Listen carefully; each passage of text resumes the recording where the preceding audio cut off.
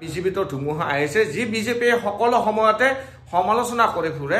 অইন দলৰ আৰু অইন দলৰ পৰা নেতাবিলাক আনি নিজৰ দলত ভৰ্তিকৰণ কৰে সেই দলৰ মাজতে আজি বিক্ষোভ আৰম্ভণি হৈ গ'ল কৰবাত যেন উমি উমি জুই জ্বলি আছে হেল্ল' হাই নমস্কাৰ মানে মই ইউটিউব প্ৰেমী ৰাইজ আপোনালোকে চাই আছে এমৰাম ব্লগছ ইতিমধ্যে থাম্বনেল লিখি নিশ্চয় গমেই পাইছে ৰাজনীতি আৰু নকৰো টিকট বঞ্চিত ৰামেশ্বৰ তেলীৰ ঘোষণা হয় আজি কেইদিনমানৰ পৰা সকলোৰে উৎকণ্ঠা আছিল যে কোনে টিকট পাব নহয় জানো বিৰোধী দলৰে হওক বা শাসিত দলৰে হওক কিন্তু ইয়াৰ মাজতে এটা প্ৰচণ্ড ধুমুহা যেন আহিছে এজাক আৰু সেই ধুমুহাই কাৰোবাক উটুৱাই লৈ গুচি গ'ল বিজেপি দলৰ পৰা আৰু তাৰ মাজৰে এগৰাকী ব্যক্তি যিগৰাকী সামাজিক প্ৰিয় আছিল আৰু সমাজে আগুৱাই নিছিল সাধাৰণ নেতাৰ পৰা সেই বিজেপিৰ কেন্দ্ৰীয় মিনিষ্টাৰলৈকে কিন্তু সেই ব্যক্তিগৰাকীকে আজি টিকট কাটি বঞ্চিত কৰিলে আৰু সেই টিকট কটা ব্যক্তিগৰাকীয়ে ক্ষোভিত হৈ ঘোষণা কৰিলে যে ৰাজনীতি আৰু নকৰো এনেকুৱাকৈ ঘোষণা কৰিবলৈ বাধ্য হ'ল ইয়াক কি ধুমুহা নহয় নে হয় নিশ্চয় হয় বিজেপিতো ধুমুহা আহিছে যি বিজেপিয়ে সকলো সময়তে সমালোচনা কৰি ফুৰে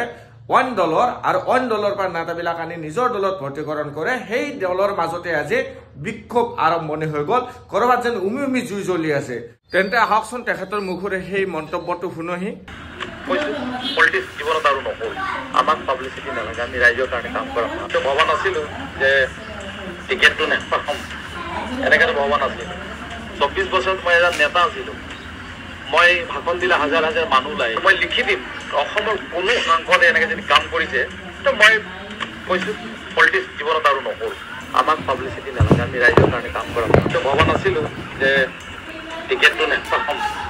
এনেকৈতো ভবা নাছিলোঁ 24 বছৰত মই এজন নেতা আছিলোঁ মই ভাষণ দিলে হাজাৰ হাজাৰ মানুহ মই লিখি দিম অসমৰ কোনো সাংসদে এনেকৈ যদি কাম কৰিছে তো মই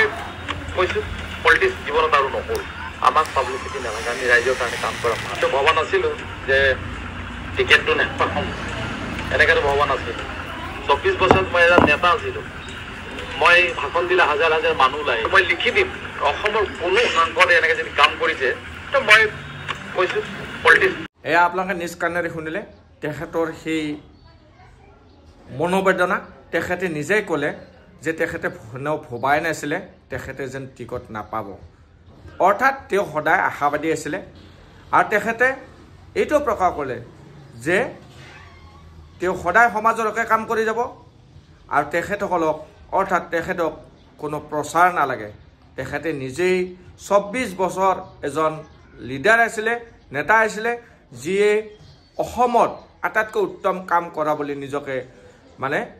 দাবী কৰিছে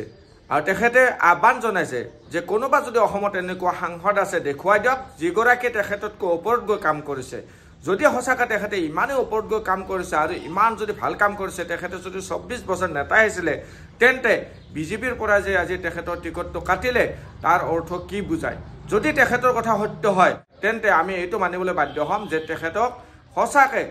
তেখেতে কোৱা ধৰণে যেন আঁতৰাই দিলে ৰাজনীতিৰ পৰা অৰ্থাৎ এইটোৱে আমি অনুমান কৰিব পাৰোঁ যে অসমৰ বিজেপিত মানে কি হৈছে ৰাজ্যিক বিজেপিত ধুমুহাৰ সৃষ্টি হৈছে আৰু সেই ধুমুহাৰ মাজতে উমি উমি যেন জুই জ্বলি আছে আপোনালোকৰ মনত আছেনে আজি কেইমাহমান আগত সেই ৰাজেন বৰগোহাঁই নামৰ প্ৰাক্তন এমপিজনে যেতিয়া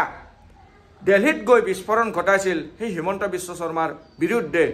ভাবি চাওক আজি চাওক শিলচৰৰ এমপিজনৰ টিকট কাটিলে তাত আহি গ'ল আমাৰ পৰিমল শুক্লবৈদ্য পল্লৱ লোচনৰ টিকট কাটিলে হয়তো পল্লৱ লোচন যিহেতু আমাৰ হিমন্ত ডাঙৰীয়াৰ পন্থী হয় হয়তো তেখেতক অইন কোনোবাত সংস্থাপন কৰিব সেইটোও বিশ্বাস আছে আমাৰ কাৰণ তেখেতক কেতিয়াও নুই নিদিয়ে তেখেতৰ শিষ্য বুলি ক'ব পাৰি ঠিক তেনেকুৱাকৈ আজি চাওক অসমৰ ৰাজনীতিত যিমানেই শাসক দলে বিৰোধীক মানে সমালোচনা কৰিব গৈছে সিমানেই যেন নিজৰ দলৰ মাজতে ক'ৰবাত নহয় ক'ৰবাত ফাট মেলিছে এনেকুৱা আমাৰ অনুমান হয় অনুভৱ হয় গতিকে চাওক এই অনুমান আজি ৰামেশ্বৰ তেলীয়ে যে টিকটৰ পৰা বঞ্চিত হ'ল তেখেতে যে খবৰ প্ৰকাশ কৰিলে যে তেখেতে আৰু কেতিয়াও ৰাজনীতি নকৰে আৰু তেখেতে টিকটৰ পৰা বঞ্চিত যে হ'ল তেখেতে সদায় সমাজৰ কাম কৰি গৈ থাকিব এইটো যে ঘোষণা কৰিলে এই ঘোষণাই হয়তো আজি আগন্তুক নিৰ্বাচনত অৰ্থাৎ বিধানসভাত প্ৰত্যক্ষভাৱে প্ৰভাৱ পৰিব বুলি মই অনুমান কৰোঁ কাৰণ চাওক উজনি অসমত যেহেতু সিটৰ সংখ্যা বেছি গতিকে উজনি অসমে কৰবাত নেক্সট টাৰ্মৰ কাৰণে আমাৰ সকলোৰে পৰিচিত ডাইনামিক মুখ্যমন্ত্ৰী হিমন্ত বিশ্ব শৰ্মা ডাঙৰীয়াক মুখ্যমন্ত্ৰী হত বাধাৰোপ কৰিব নেকি কাৰণ তেখেতসকলৰ বিশ্বাস নাই সেই সৰ্বানন্দ সোণোৱালৰ ওপৰতো যদি সৰ্বানন্দ সোণোৱালক আনি দিয়ে তথাপিও হয়তো বিশ্বাস নকৰিব কাৰণ যিগৰাকী ব্যক্তি ইতিমধ্যে জিয়াউৰ ৰহমানেও কৈছে যিগৰাকী ব্যক্তিয়ে নিজৰ সিটখন অৰ্থাৎ নিজৰ আসনখন সুৰক্ষিত কৰি ৰাখিব নোৱাৰে সেইগৰাকী ব্যক্তিয়ে হেনো ডিব্ৰুগড়ৰ পৰা আকৌ জয় হ'ব পাৰিবনে এনেকুৱা বিভিন্ন ধৰণৰ প্ৰশ্ন অৱতাৰণা কৰিছে গতিকে 14টা সিটৰ ভিতৰত ইতিমধ্যে 11টা সিট ঘোষণা হৈ গ'ল সেই 11টাৰ ভিতৰত এজন কেন্দ্ৰীয় মন্ত্ৰীৰে টিকট কাটি দিলে গতিকে ভাবি চাওক কাৰ প্ৰভাৱত ৰামেশ্বৰ তেলীৰ টিকট কাটিলে এই প্ৰভাৱৰ কিবা ৰিয়েকশ্যন হ'ব জানো নিশ্চয় হ'ব আগন্তুক ইলেকশ্যন লোকসভাতো হ'ব পাৰে আৰু লোকসভাত যদি নহয় বিধানসভাত কিন্তু 100% হোৱাৰ আশা আছে সেই আশাৰে আজি চাওক